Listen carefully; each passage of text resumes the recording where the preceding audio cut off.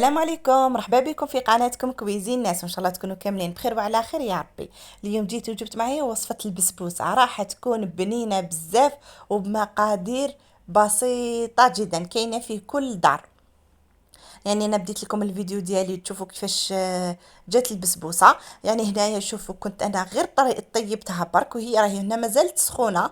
طيبتها كي درت لها الشربات قطعتها راني نوري لكم. بصح من بعد واحد السويعه قعدت واحد السويعه جات يعني جات هكذاك الشربات تسيل منها. جات ما شاء الله. شوفوا السنيوه مازالت الشربات فيها. شوفوا كيفاش جا من الداخل هنا مازالت سخونه. من بعد كي زادت بردت جات ما شاء الله. راح نبداو الوصفه تاعنا ونقولوا بسم الله. هيا معايا.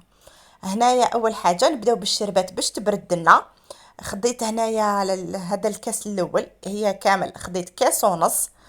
كاس ونص تاع السكر مع زوج كيسان 3 كيسان تاع ما. كاس ونص سكر مع 3 كيسان تاع ما. هنا حطيتهم فوق النار حتى يقعد لنا الخليط الشربات ديالنا هكذا. انا نخلطو شويه باش السكر هذاك سما يذوب لنا. كي نحطوه هكذاك السكر هكذاك من تحت راح يتحرق لنا. مي كي تخلطوه هكذا خير. المرحله الثانيه تاع البسبوسه هنا خديت 5 حبات تاع بيض. شوفوا انا البيض اللي كان عندي كان صغير. الا كان عندكم حبيبات كبار ديروا 4 حبات. مع قرصه تاع الملح. وزدت معاها هنايا كاس تاع سكر ناقص 2 دوا. باسكو علاه راح تجي هي راح نديروا لها الشربات وكامل سما هذاك هو يجي السكر تاعها مليح. هنا ضربتها مليح بالباتر. شوفوا يعني قد ما تضربوها مليح قد ما يدخل الهواء قد ما تجي خفيفه. زدت معاها كاس تاع زيت. كاس معمر تاع زيت زدت ضربته بالباتر مليح. يعني ماشي معناتها اللي ما عندهاش اللي ما عندهاش باتر ما ديرهاش. لا لا بالفوي وانتي درتيها برك هذا ما كان دخلي لها الهواء مليح. هنا قلت لكم بعدها زدت كاس تاع الحليب. بعد ما درت كاس حليب هنايا خديت هنايا بطاطا ياغورت دوق جوز الهند نواه كوكو. هنا اللي حبت تضيف هذه الاضافه اوكي. ما حبيتيش تضيفيها ما كاش متوفر في الدار نورمال. هذاك العلبه تاع الياغورت عوضيها بنص كاس تاع حليب هذا ما كان. هنا ضفت تاني نص كاس تاع نواه كوكو. كنت حمصته كيف هنا تحبوا تضيفوه ضيفوه تحبوا ما تضيفوش عفوا ما تضيفوش ماشي لازم.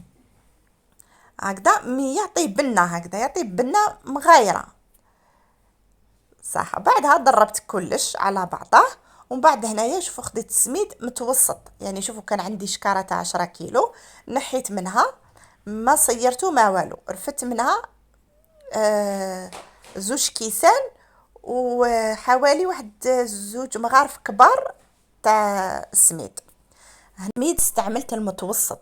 شوفوا كانت عندي شكارة تاع السميد تاع 10 كيلو نحيت منها سما ما صيرتو ما والو كيما كان في الشكارة. سما نحيت منه واش نسحق. استعملت كيما قلت لكم زوج كيسان زوج كيسان تاع السميد وحوالي زوج مغارف كبار. يعني هذا المقادير راهي مضبوطه. المهم قلت لكم السميد ما راهوش رطب وما راهوش خشين. راهو متوسط عادي نشروه من كيما نقولوا الموايا. هذاك هو اللي استعملته. من بعد ضفت عليه زوج باكيات تاع خميره الحلويات. هنايا النص هذا تاع الكاس اللي قعد لي استعملت هنا كامل زوج كيسان معمرين تاع السميد وحوالي زوج مغارف هكذا كبار هذا ما كان. والخليط يجي ما يجيش ثقيل يجي خفيف صح. هنايا زدتها مليك زوج مغارف حوالي زوج مغارف كبار. شوفوا انا هذا الخليط جاني في بلا تاع 30 على 35 جا سوا. زعما اللي عندها بلا تاع 30 على 35 راح يجيك سوا. حتى 35 على 35 تاني يجي فيه سواسوة هكذا. هنايا دهنت سنيوة تاعي بالزيت برك، هذا مكان. سنيوتي ما تلصقش، واللي تكون عندها سنيوتها تلصق تزيد الدردر شويه سميت، هذا مكان. هنايا نعاود لكم المقادير. درنا 5 حبات تاع بيض كان حجمهم صغير. بعدها ضفنا قرصة تاع الملح وكاس ناقص 2 اصابع سكر، ضربناهم مليح. زدنا كاس كاس تاع زيت ضربناه، وزدنا كاس حليب، بطا ياغورت، ذوق جوز الهند، ونص كاس تاع نواه كوكو كنا حمصناه، وزوج كيسان معمرين زائد زوج مغارف كبار تاع السميد متوسط، وزوج خميرة الحلويات. هكذا ان شاء الله تكونوا شفيتوا على المقادير صح. هنايا حطيت على البلا 30 على 35، حطيتها طيب بيان سور من تحت ومن الفوق حتى نحمروها مليح هكذا. بعدها وهي سخونه نضيفوا عليها الشربات. انا غير خرجتها من الفور، درت لها الشربات اللي كانت بارده. تقولي لي الشربات له صفراء، نقول لك زدت لها لاغوم تاع القارص، تجي بنينه بزاف. وهاي لك النتيجه في الاخير. نقول لكم بقاو على خير.